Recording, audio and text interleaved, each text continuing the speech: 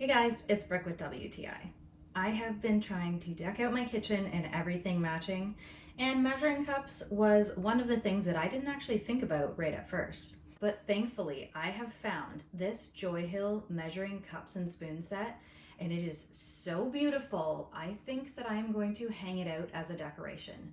One of my favorite parts is that the measurements are engraved on the handles, not printed on, so they're not going to wear away with time or use. They also come with these detachable rings to keep them all together because I know I am constantly losing them if they're not together.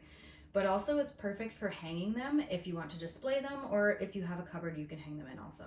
I am really on the theme of black right now, and these measuring cups did not disappoint. I love how beautiful they are with this matte stainless steel design, but also how durable they are. They're going to last me a long time, which makes me very excited. I love the sleek, beautiful design of these measuring cups and spoons. It makes me feel a little bit more fancy while I'm just cooking dinner for my family.